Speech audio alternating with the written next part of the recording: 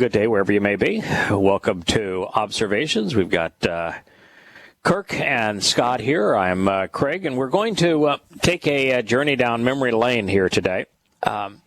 Going to talk about a book that Kirk read by a very, very controversial author. I think who wrote 60, 70 years ago. You read him about 50 years ago, Kirk, and you decided to dust off his old tome. So who is this author? And then we'll speak a little bit about why he's so controversial. Okay, Emanuel Velikovsky is his name, and he challenged the history and a lot of the science at the time when there was everyone believed in pretty much a steady state universe and Darwinism.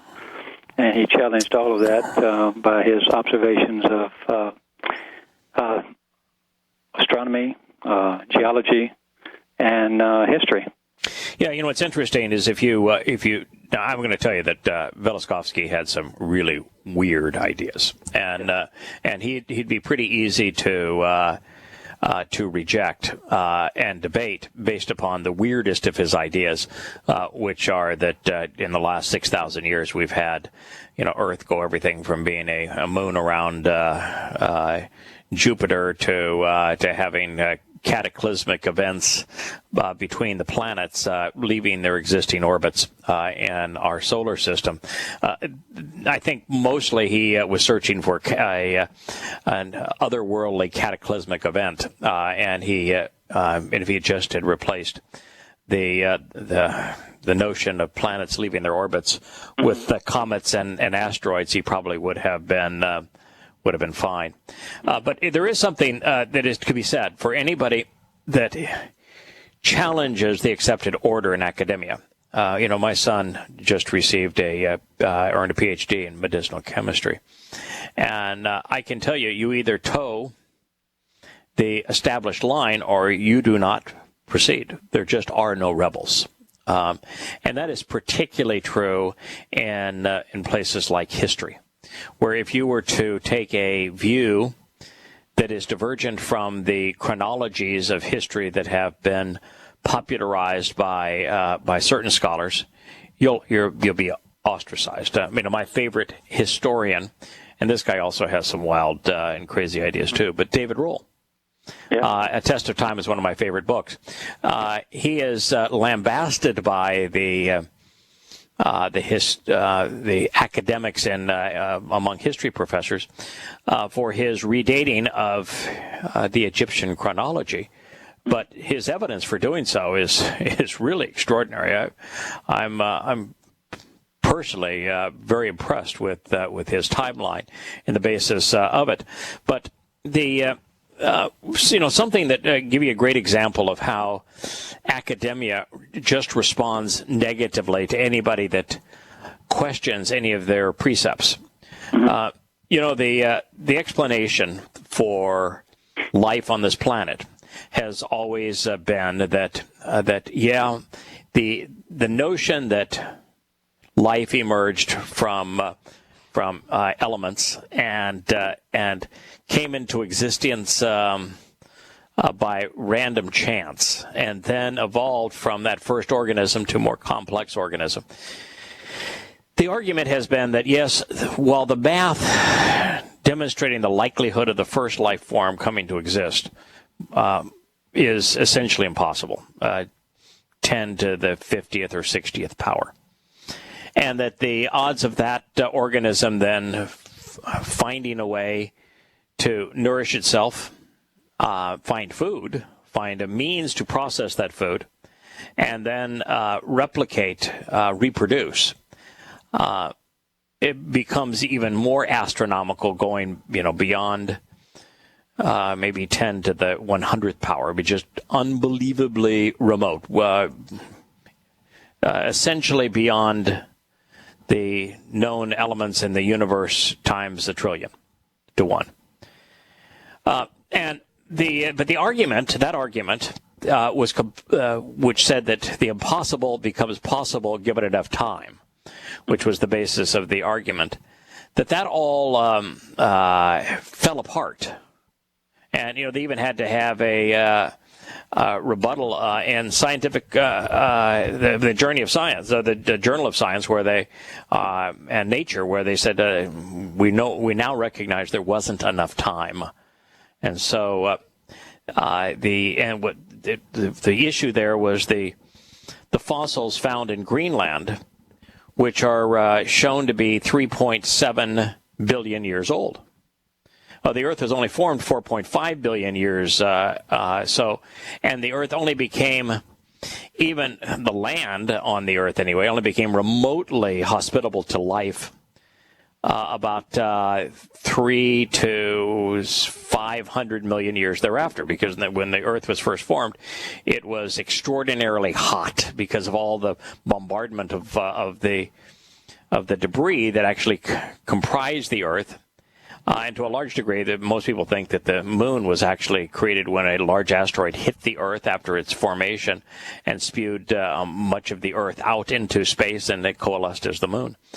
But the Earth was not habitable because of the asteroid and comet strikes that were so prevalent in that period of time and the volcanic activity. So for 300 million years after the Earth's formation, 4.5 million years ago, it just was, there was no way to have anything remotely akin to life on the planet's surface. But shortly thereafter, within maybe 200 million years of that time, the first life emerged, and we find the evidence in Greenland, which destroyed the given enough time, the impossible becomes possible myth of the whole concept of macroevolution. Now, something was presented yesterday in scientific journals. Are you aware of it? No, I've been swamped. Okay, yeah. Is this the black hole thing? No. Yesterday it was reported in scientific journals that that is not the oldest form of life on the planet. Where did Yahowah say that he first created life? Didn't he say out of water? Mm-hmm. It was waterborne plants, right? And they have found now that there's a fossil, groups of fossils. Quebec is the area where they've been found, that date to 4.3 billion years ago. Now, that's within 200 million years of the Earth's formation. Yeah. It takes, at that point, the land masses are not even remotely habitable to life. The only place you could possibly have life, and the sun wouldn't do you any good because the skies were way too filled with debris. But this life actually was created by volcanic vents in the ocean. And so it takes the timeline of life on this planet, the emergence of life on this planet, back to almost moments after the oceans cooled to the point that there could actually be liquid. And before the skies were clear enough that plants could live because of what enough transparency to let the sun's light through. And so, for example, what that does, and scientists don't want to say, well, it completely disproves the macro theory of evolution. And by the way, what's interesting too, if that was the first life, and you're not going to go much back further than that because you're only talking a couple hundred million years. Yeah, for the planet to have it on. What's interesting about these tubes, these very tiny tubes that represent the first life forms, do you know that the exact same, almost identical species exist today? A worm? Yeah, it's the exact same kind of tube-like structure and worm exists today that they found those fossils of that date back 4.3 billion years ago. So, in other words, the first life form did not evolve. No. It's the same now as it was then. Now, put that in your pipe and smoke it. Those of you who think that macroevolution is true. Okay, so that's just to be fair to Velikovsky. Mm-hmm. He rocked the scientific and historian boat, and therefore he was discredit it. So as a source, you have to be careful if you mention his name. I know. Because most places they would discredit him. Now, well, Einstein liked him. They were buddies. Yes. Now, he did find some things that are interesting. It is true that David Roll is mixed in with him, but just because of the alternative timeline for Egypt. But Velikovsky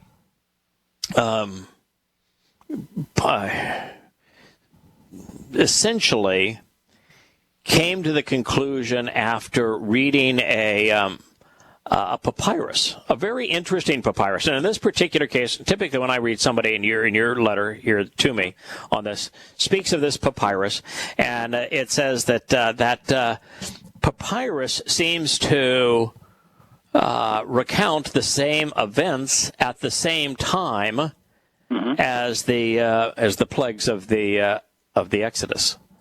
And so, first thing I did is, well, after looking up Velikovsky and getting an eyeful, I searched for that papyrus. It's the real deal. Yeah.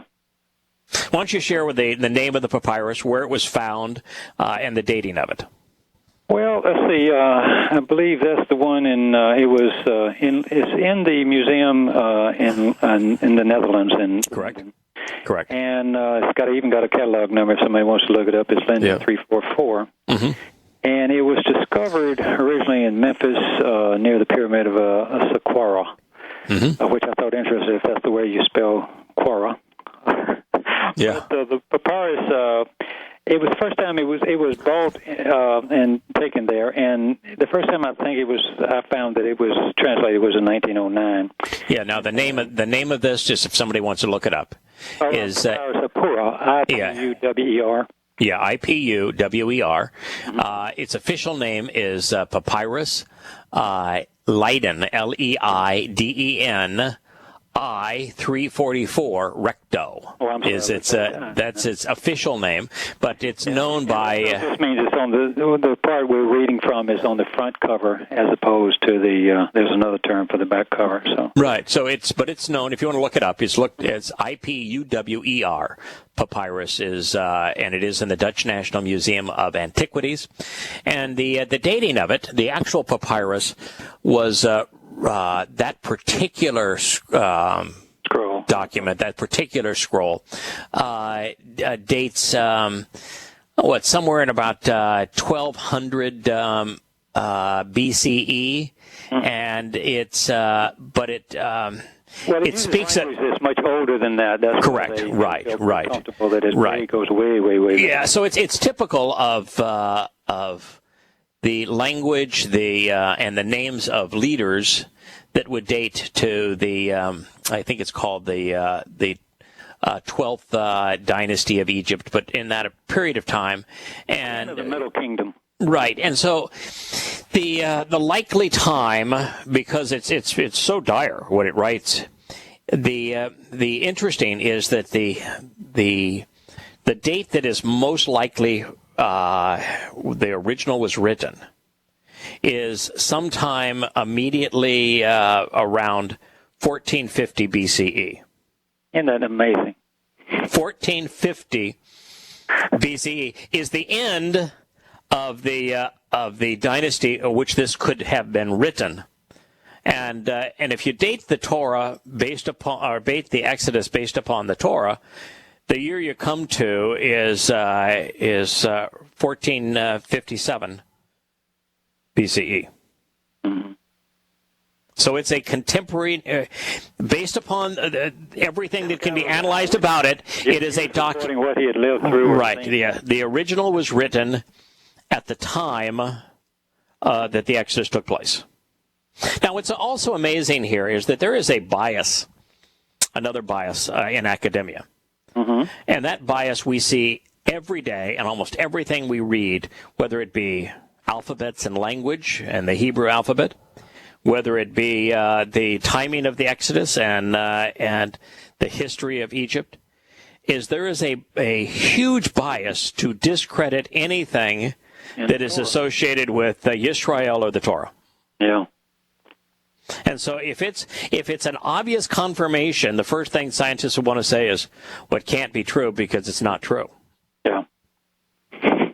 That's kind of like the whole creation account where scientists originally believed, contrary to Yahowah, that the universe had always existed and that it was steady state. And Yahowah said, no, I created it, and it is expanding.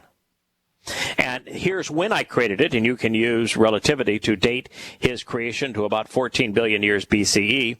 And it is expanding, and he says the term that I coined to describe my creation event was Big Bang. And so when scientists came up with the Big Bang, the first thing they wanted to say was, rather than affirming what God had said 3,500 years ago, it obviously disproves the Torah. And so there is a what great logic. There is a prejudice here that has a tremendous track record. So if you follow your friend here, Velikovsky, he wrote among many books that he wrote a book called The Reconstruction of Ancient History. Is that correct? Yeah, I have not read that one because it wasn't available to me back in the high school days of college. Mm-hmm. But in it, he establishes a number of kind of key criterion. He says these are the things that are different. He's got his thesis here. He wrote it in 1945 that ancient history before the advent of Alexander the Great is written in a chaotic manner, and is entirely confused and is a disarray of centuries, kingdoms, and persons. Now, that is something that I happen to agree with. And I happen to agree with it because what I have found is that way too many people rely on Roman historians because we have so many copies of what they wrote, and most of the Roman historians, dating to around the time of Constantine through the time of Theodosius. And I've read their writings, and the uniform trend of their writings is propaganda. Boy, they had the same hatred for all things Jews. Oh God! When you read their history, and it is just absolutely preposterous at the things that they will say. And the more you read it, the more you realize these weren't historians; they were propagandists. Like, for example, that whole thing of Constantine seeing the sign before the sun and hearing under this sign conquer never happened. No, he doesn't report it. There's no historical evidence whatsoever for it. His propagandist, on the first time that he writes a volume chronicling his life, mentions nothing of it, and like 30 years later, he goes back to rewrite it, and all of a sudden now puts it in, but he puts it in a context where it was impossible to have occurred. So you really do have to worry about that. And the next part of it that I have found to be true is that ancient kings were perceived as gods, and therefore their exploits had to be godlike, and the length of their lives had to be godlike, and so everything about them is exaggerated. And so if you took all of the times that these people said they lived and the ages they said they lived, and you strung it all out, then you have more history than can fit into the timeline of history. Put it in. Right. Yeah, very simple. Well. Yeah. Now, the other thing that I have found is that you have to be really careful with the Torah's timeline for a finite period of time. The period of time from Exodus to the flood, and from the flood to Abraham. Oh, okay. There are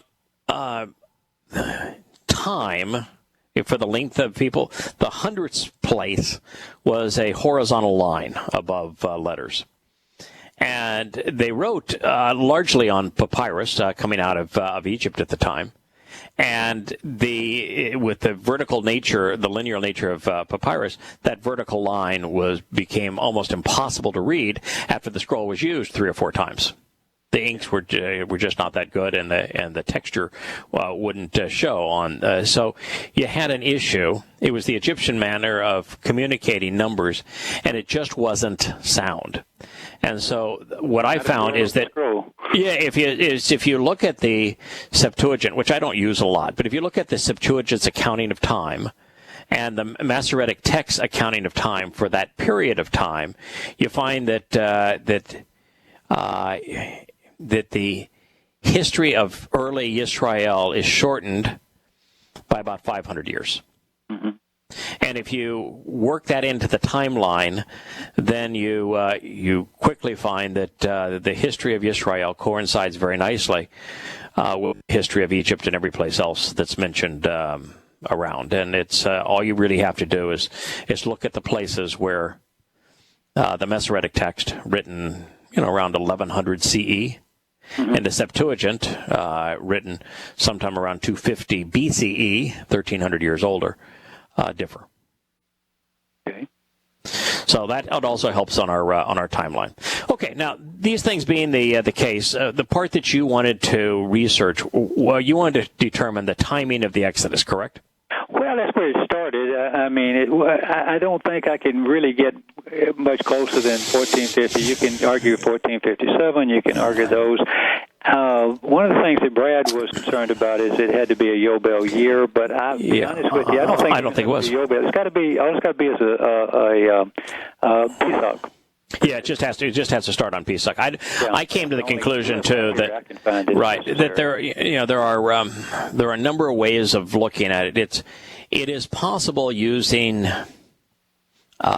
David Rohl's evidence, and he has evidence regarding Joseph as a vizier in Egypt, talking about the 7 years of famine, the 7 years of plenty, and the home of Joseph, and all of the warehouses that were built during his agrarian reform, and he does a really nice job of dating that, and he does a really nice job of dating what happened in Goshen in terms of the Hebrew slaves and the burial sites of all the male babies that were killed at that time, the mud and clay bricks, and the large population of Hebrews there.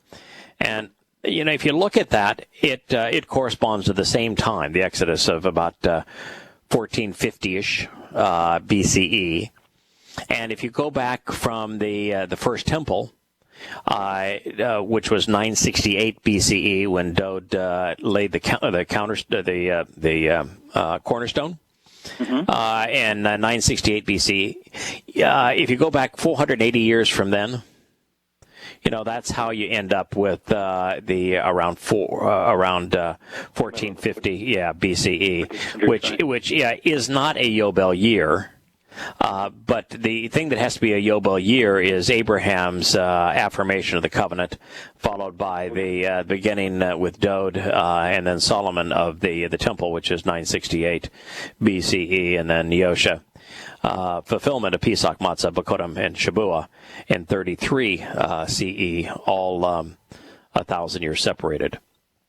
So, I think that's about the best you can do mm-hmm. from a timing point of view. Could it have been 1468 BCE? Yeah, I think so. Could have been. But I don't think there's a way to ascertain that from the Torah's account or from independent history. Mm-hmm. No, I don't think you can. Everything I read is the same comes about the same conclusion. You can't stretch it too far, and you can't go back too far. And it's so is it that important that it's a Yobel year? No, not in my opinion. No. Now, one of the things that has really caused people to reject the Torah's account, though, is just a mistake on what the Torah says about where the children of Israel were and what they were doing. It says they were working on building 2 cities on behalf of the pharaohs, and one of the 2 cities was Ramesses. And so they assumed that, therefore, the Torah, the Pharaoh of the Torah was Ramesses. Doesn't say that. No. Ramesses only means son of Ra. Oh, right. And the city was the city that was the son for the son of Ra. So the city for the sons of Ra, if you will. Well, all of the pharaohs considered themselves sons of Ra. They were either sons of Ra or sons of Amun-Ra. Same thing. And so the city, they found the city. Ramesses found the city. Tel el-Daba is where it is. And they can date it. They found, all the archaeology affirms the Torah. And the timing affirms the Torah. But now it appears that the 10 plagues are also affirmed in a contemporaneous, 1450 to 1460 document. Right. That easy to find. You can read the translations of the document. There's no question. You can see pictures of the document if you're that good, too. You can. Oh, yeah. I've looked at it. Yeah, the difficulty is, of course, it's darkened over time, and it's really tough to, even if I could read hieroglyphics, which I can't, it'd be tough to read. But there's a very good translation available of it, and your comments are all from that translation. It did. Well, I made some comments, but the translations were done by A.H. Gardner, who was the 1909, Correct. And they've done it since then. So, correct. The beauty I had with Velikovsky was this time I can actually go to a computer and I can look up his footnotes and see what the experts say that he's quoting. So I don't have to rely on him per se. Right. Yeah, that's what I meant. But the Gardner's translation of it is available online in its entirety. Matter of fact, I've got it up on a web browser. You can read his entire analysis of the document, and then so there's. I'm always careful when somebody takes something from the web that seems to affirm something in the Torah, because they're people are prone to make stuff up. But no, this is you can verify that what you're going to share is valid, and it was written originally right around 1450 BCE. It's a contemporaneous document with the plagues of the Exodus and the consequence of the plagues of the Exodus. Yeah. So do you want to read some of it? You want me to? Yeah, go ahead. Yeah, let's just go right through it. Okay, like on page 3, where in my little note to you, I'll read it off as Papri, and we're starting with Papri 2:5 through 6. It says, the plague is throughout the land, and the blood is everywhere. And then in Exodus, the corresponding 7:21, and there was blood throughout all the land of Egypt. So nothing monumental there, but and by the way, that's the one that everyone immediately goes to. In fact, if you look at the wiki article on this papyrus, the first thing says, the Exodus events did not occur, and so people have clung to this document because of a reference to blood, and by seeing the two citations, they claim that therefore this is an affirmation of the Exodus. Well, guess what? It does read that plague. It uses the word plague is throughout the land. Yeah. Blood is everywhere. And by the way, it's not just that. The first thing that Moshe did is he turned the Nile to blood. But he didn't stop there. He then raised his hands, and the rivers and the lakes throughout Egypt turned to blood. Yeah, because and that follows suit. Right. And by the way, this papyrus doesn't say there was an algae and there was some red. Mm-hmm. No, it says there was a plague, and it says it was throughout the land. And they said blood, not red, is everywhere. Mm-hmm. It is an absolute and direct affirmation of the specific plague, the first of them, and there was throughout the land of Egypt blood. Now, I want to keep something in mind, keep people that are listening in mind. Mm-hmm. And in the background, you have to realize that this is a scribe. He may not have been in the court. He may have just observed this, as part of the government people. However, he has no connection with Moshe. They're slaves. He ain't hanging around Moshe. He's just he's in Egypt at the same time, and in right. Seeing. Yeah, the writer of the papyrus, right? And Moshe has no way whatsoever to see what he wrote. Yeah, the writer of this papyrus identifies himself. Yeah. He is a priest. He is in service to Ra. He wants the Pharaoh to take charge as a god like Ra, as a descendant of Ra. And he is bemoaning what has happened to the religion and the politic of Egypt. Yeah. And so a lot of this, like the scientific community, the historic community, will write this off and say this was a propaganda piece written to lament the time of around Nefertiti when things began to decay. Now, this is not a propaganda. One does not create propaganda that says that everything has bad light. Yeah, everything is horrible here. Our God's no good. Our God's no good, and I'm begging our God to do something because we've been plagued. Yeah. No. Yeah. This is written by a religious scribe. And it's scary to him. Right. Right. Reads it. Right. This was not written by somebody who was influenced by Moshe.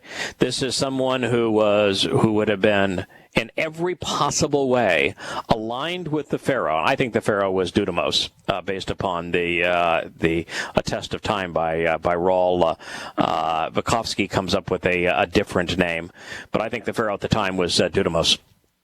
And this is one of his religious leaders, which would have been the only people actually educated that could write. Mm-hmm. And he is the one writing this immediately after Moshe and the Hebrews have left. Right. And then, like you said, he talks about the land, and then the next line on at 2:10, he says the river's blood. Yes, and the next thing, what did Moshe say? All the waters. Moshe, and all the waters that were in the river were turned to blood. Yep. So he's being very specific on which things. Now we have the land, and now we have the water. So, right, and those are chronological order also. Yes, in the right, and because the first thing is the river was turned to blood, then there was blood throughout the land, and then the blood in the rivers. Same thing. Okay, what does Papyrus then 2:10 go on to say? It says the men shrink from tasting, and then there's a word missing in the scroll, and then it says human beings and thirst after water. So we've got lousy taste, and they're dying for some good water. Yeah. Exodus 7:24 goes on to say, and all of the Egyptians digged round about the river for the water to drink, for they could not drink the water of the river. So, yeah. When I read this in high school, the thing that hit me was, and the thing that's probably kept me towards the path, was that I was a student of prophecy, and I couldn't figure out how that could happen if Yahowah was not involved. I didn't know his name was Yahowah at the time, but and then you've got you've got history like this that says these things did exist. So all the scientists or all the people in high school that say this ain't, or college rather, said this ain't true, I say, well, you just ain't reading enough. To say it's not true, you either have to be ignorant or irrational. Yeah, which we encounter almost daily. Every day. That's man's nature. Man's answer to everything. Right. You're wrong. And be advised. Yeah. When the term Nabi that Yahowah uses for prophet, and the test that he provides to determine whether or not he inspired something, where he uses both Haya and Bo. The term Haya means just to exist. So what he says had to exist either in the past, history, the present, or the future, predictions of future events. They're actually not predictions; they're future history. And so, prophecy from an accurate understanding of the test and the terms that Yahowah uses isn't simply a accurate examples of what's going to occur. It means that if Yahowah inspired it, it is correct historically going all the way back to the first day of creation.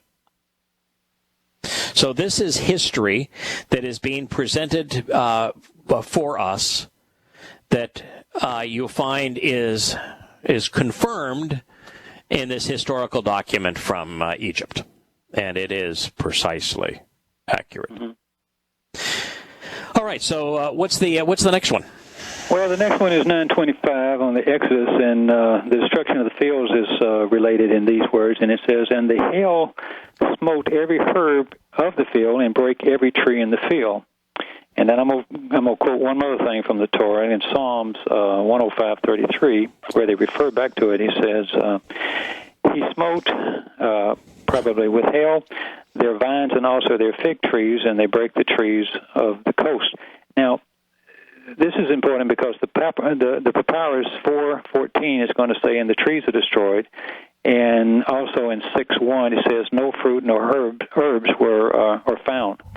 So this is a little longer in the Exodus thing, a little shorter in the Papyrus, but still in all, we're still taking the same story at the same time in the next sequence. And correct. So we have a couple of things in the Torah that go back to that same period of time. Right. So water, rivers, lakes, and waters turned to blood. No one could find water to drink. No. And then the next is the hailstones destroyed every herb and the field and of the every tree. And we have an exact affirmation of both. Okay. All right. What's next? All right, now to go further, we've got the fire spreading all over the land. So in Exodus 9:23-24, the fire ran along upon the ground. There was hail and fire mingled with the hail, very grievous, according to Exodus. Capri 2:10. I know he didn't say forsooth, but the translator did. Forsooth, gates, columns, and walls are consumed by fire. Yeah. So it wasn't a human hand, so it had to forsooth, meaning therefore, as a result, the gates, the columns, and the walls are consumed by fire. Mm-hmm. Now, this says that the fire was not spread by human hand, but fell from the sky. Mm-hmm. So what do you have here? You've put together what you think are some of the options for this. Well, you don't know, but a lot of the things are, if there is something, if it came from the sky, it can't be hail and fire at the same time. It can be stones. Right. And it can be something from a comet. It could be something normal. It's one of those things where if I were to put that question to Roy would say, okay, these are the laws of thermodynamics, and here's the laws of the universe. It has to be this or that, the other. So it could be the dust from a comet that causes the blood stuff. But the curious thing is not that there's a scientific or maybe an explanation for this, as much as how did Moshe know? No matter what, whenever I get to a little tricky place like here, if it's this and it seems like it wasn't. See, I'm not a big miracle person in the sense that I've got to have a Superman doing something. No. He just shows up. Moses shows up. He knows to come there. And he knows what sequence things are going to happen. Yeah. He warns them ahead of time. Yep. This is a man who's talking to somebody, Yahowah, who's telling him ahead of time, this is what's going to happen next. Yeah, and by the way, I kind of like the asteroid strike, or the comet strike. Yeah, because strike them down. There was a thing coming. He saved who he wanted to save. Yeah, because at first it is something that could create these events, and there would be so much debris in the air. There would be both hail and also hot stones that are following a significant weather phenomenon after this, and it could be a somewhat regional event. And there's also a lot of interest too in the possibility that some of the hail, both the weather-borne and the fiery kind of hail that would set things on fire. And by the way, a comet hit or asteroid hit anywhere in this region, or something even that burst in the sky above this region, would create enormous walls of fire. And it's not unfathomable. It's not unscientific to make these claims. These guys are just honestly recording. Both of them are honestly recording what they saw.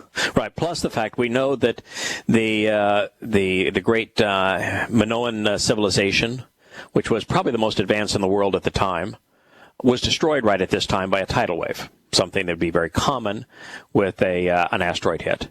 And this is when Atlantis, which was part of on the island of Santorini, it ceased to exist because of the volcanic eruption, which could also be caused by the seismic event associated with this.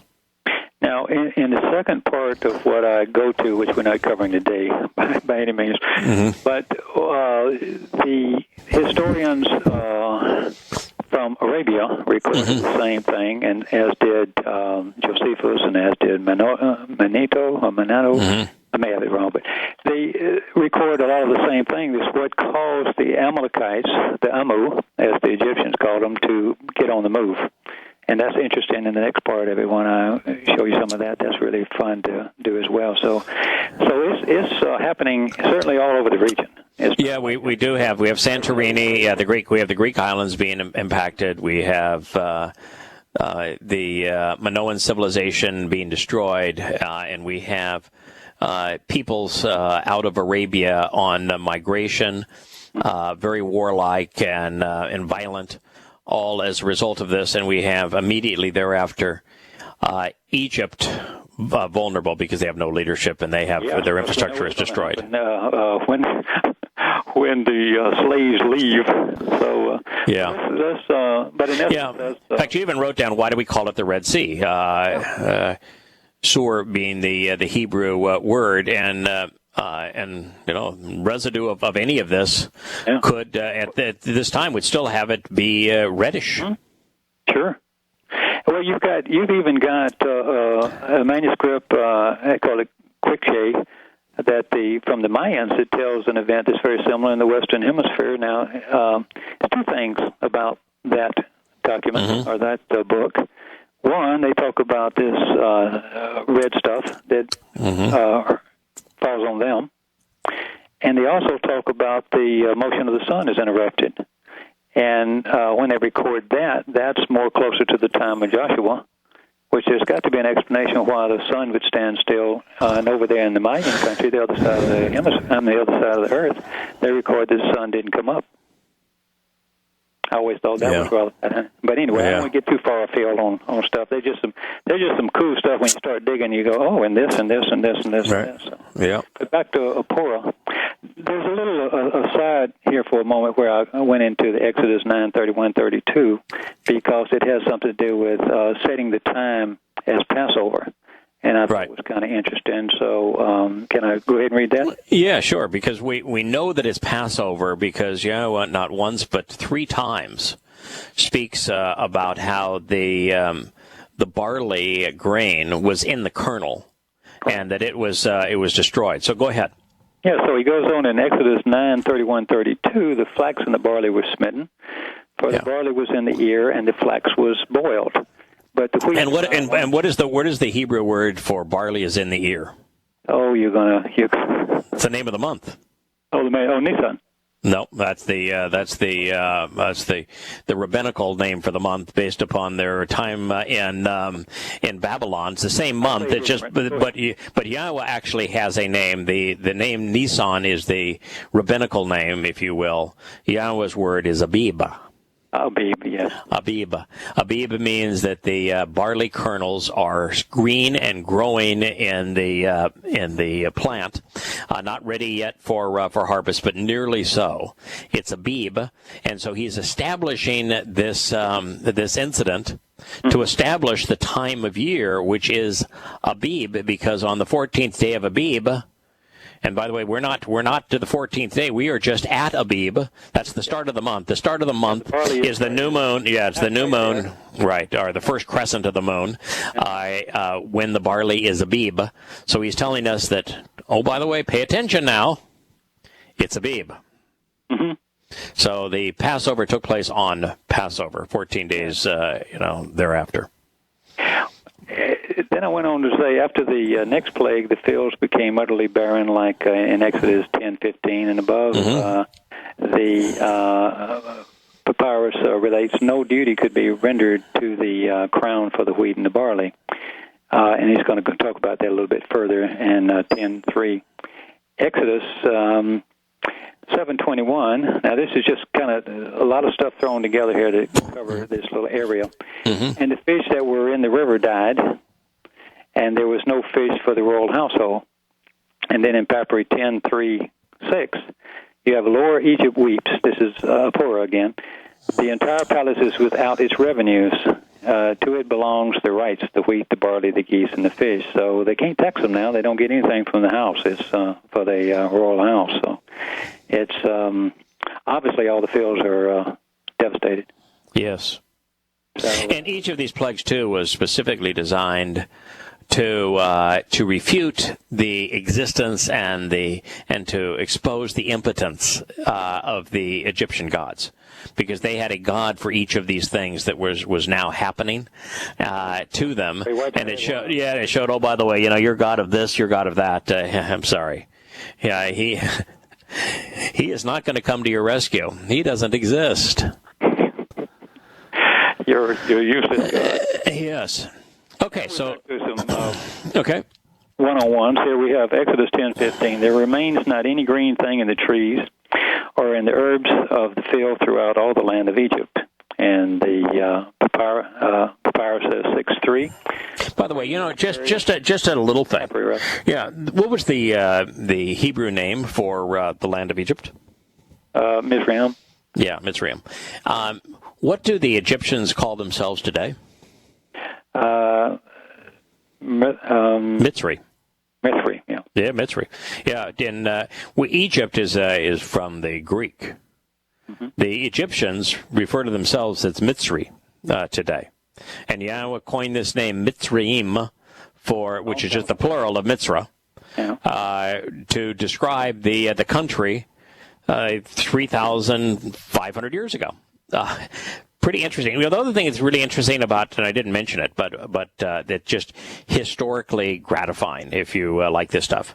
When the Torah wrote that the city was Ramses, the Torah is a vocalized alphabet, and so by using the vowels and the consonants that exist in Hebrew, the name of the Egyptian gods and pharaohs and cities could be pronounced 2,000 years before we found the Rosetta Stone and learned how to read and pronounce the the Egyptian hieroglyphics.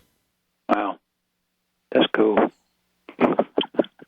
As soon as they said, "Wait a minute, now we can read this, and it says that Ramses, and now we can look at the Hebrew, and it says Ramses."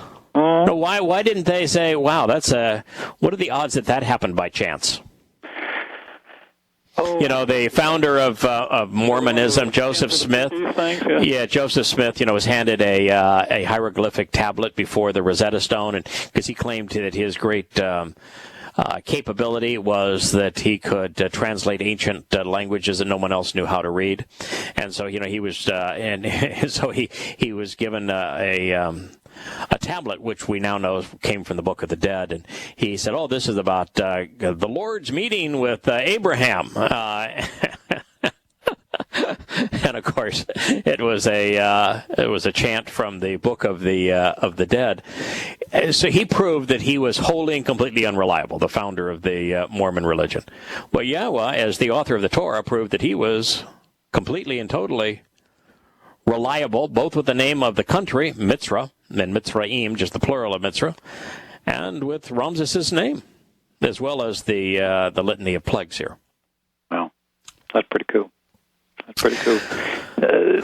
Depending on where we are in time, let me just do Exodus 10:15. Okay. There remains not any green thing in the trees, and there's no herbs in the fields throughout the land. And then the papyrus 6:3 says, "Grain has perished on every side." Papyrus the 5:12, which is just right before it. It says that has perished, which yesterday was seen. The land is left over to its weariness, like the cutting of flax.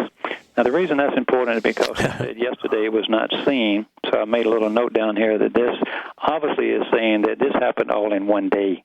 This is not a drought. It's not a bad harvest. You can't turn it into something other than this. Either hail, fire, or locust got it.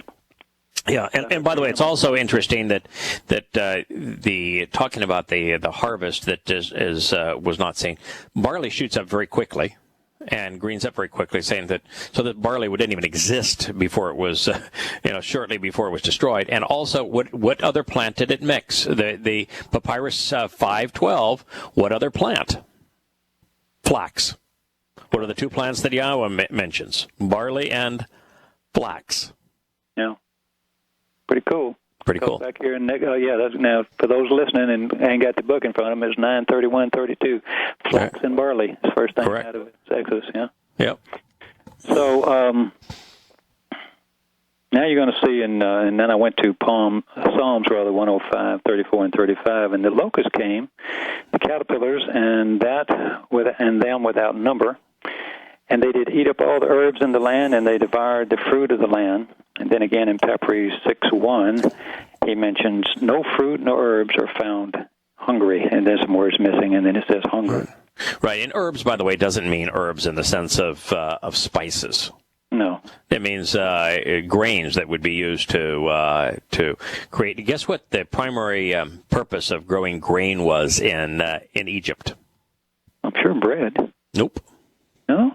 Oh, making beer, of course. Making beer. Yeah. Budweiser. That's right, Budweiser. Without beer, there is no civilization. There is no human civilization. Yeah, you got to have beer. So they were using it to make beer. It's a lot of barley beers even now. A lot of grain-based beers, wheat beers even. Sure. Okay. So let's we still have a complete synchronization of these two accounts.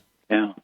And now, mind you, one is being inspired by an eyewitness who's inspired by Yahowah, and the other is being written by a eyewitness who is who is inspired by false gods.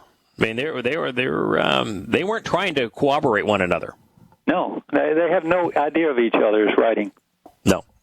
He doesn't know he's writing it, and obviously Moshe doesn't know he's doing his thing either. So right. So in Exodus 9:3, the hand of Yahweh is upon the cattle which is in the field. There shall be a grievous murrain. I looked this up because murrain is not a word you use a lot in English. Right. And it means an infectious and fatal disease among cattle. And interesting, Webster's dictionary says means red water. So this red dust that falls on you, it can kill you, as well as all that other stuff that's falling. So, right, yeah. That's true. It's itchy and painful, and it kills the cattle. And then, amazingly, in the Papyrus 5:5, all the animals, their hearts weep, cattle moan. Hail and fire made the frightened cattle to flee. Now, I followed that with Exodus 9:19. Gather their cattle, Yahweh was telling them, Moshe, gather their cattle, thy cattle, your cattle, and all that you have in the field. 9:21, Exodus. And he that regarded not the word of Yahweh left his servants and his cattle in the field. Mm-hmm. Now, this parallels also Papyrus 9:2-3. Behold, cattle are left to stray, and there is none to gather them together. Each man fetches for himself those that are branded with his name. Now, isn't that interesting that it's exactly the same concept? Yahweh says, you better bring in your cattle. It's going to hit the cattle. Yeah, and them saying not only is the cattle moaning and really going through a tough time here, it's saying, hey, we didn't follow the advice. We didn't send people out to get the cattle. So, individuals are straying out now, but it's too little too late. Yeah. And then it's right to the details. Yeah. And I made a note, how do you make this stuff up? Yeah. Why would you coordinate that and put it in, plug it in? And why would you do it way long time ago? Because there was nothing to gain by it. of course, the person that wrote this was writing it 1,000 years later. What would you gain? Right. Yeah, the person writing this was bemoaning the fact that his position of power and his kingdom, pharaohdom, if you will, in Egypt, everything was destroyed. And that his gods were impotent in trying to do it. The Pharaoh was impotent in trying to do it. And that he had lost everything as a result. And he's bemoaning that. And he's writing it at the same time. Yeah. Describing the plagues. It's too amazing to disregard this kind of stuff. Yeah, it is. I mean, it kind of blew me away for Okay, so the ninth plague. What do we read on the ninth plague? The next plague in Exodus 10:22, and there is a thick darkness in the land. It's related to dust. I mean, Yahowah even had Moshe blow out of his hand some dust to show them what was going to happen here. Yeah. And it's the Papyrus 9:11 says the land is not light or without light and is very, very or dark.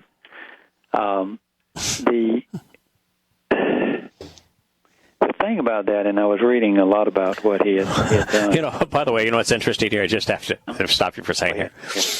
There are, for those who are following along and say, wait a minute, you've skipped some of the plagues, like, for example, the frogs and the locusts. Oh, no. Okay, I know. But you've skipped a few of those plagues, and you've obviously skipped them because they're not in the papyrus. Yeah, well, it's interesting, but also be aware. The priesthood of the Pharaoh replicated the plagues of the frogs and the locusts. That's what's so fascinating by the whole thing, is that Pharaoh, rather than having his priesthood eliminate the frogs and the locusts, actually made more of them. And so the reason that a priest wouldn't mention the frogs and the locusts, particularly the frogs, is because they were duped into making more of them. He's not going to say, there's this frog thing, but we're really culpable. We're culpable on the frog thing. Because yeah. So it's when you read what the Pharaoh's response was to some of the early plagues. You've got culpability with the Egyptian priesthood, which is why there's a few of them that they let's just skip over that one because we don't look so smart. Yeah, that didn't work out too well for us. Okay, but then after a while, the Pharaoh just gives up and he says, "Okay, it's obviously that I'm wrong here." And so Pharaoh gives up and said, "All right, we'll do it differently. We'll play by your rules." And then, of course, once he does that, he then reneges each time after he's done that. All right, so now we're at the ninth plague, and we have no light in the land and papyrus. There's a section somewhere, and I don't know if I put it in there, but it just explains some of how dark it really was. Because there's some discrepancy between some historians who have the plague going for 7 days, and maybe it was a poor, maybe in someone else, but the Torah talks about 3 days, but the Torah only says that for 3 days you couldn't move, and that's what some of the Egyptian historians had said at the same time. So even though they may have been very dark in the land for 7 or 8 days, yes. The three of them, they didn't know they just laid down to die because they couldn't see across the room. It was thick, right. Whatever the darkness was. It was a bad news. So. Right, and from beginning to end, from the first plague to the last plague, you've got about 14 days. So this also has to play out fairly rapidly. Yeah. All the going back and forth with Pharaoh and Moshe, and some of the plagues were remedied. Yahowah and Moshe said, "All right, we won't bother you with that one anymore." Some of them were not, but some of them were remedied, and takes place in 14 days because what's coming. If you don't remedy them, how are you going to get the slaves out? Right. I mean, it suddenly becomes a practical thing. If these things are not going to clear out at some point, you ain't going to clear out either. And he's on a time scale. Right. Because Pesach is coming. So we'll pick up with the 10th plague in our program this evening. May God bless.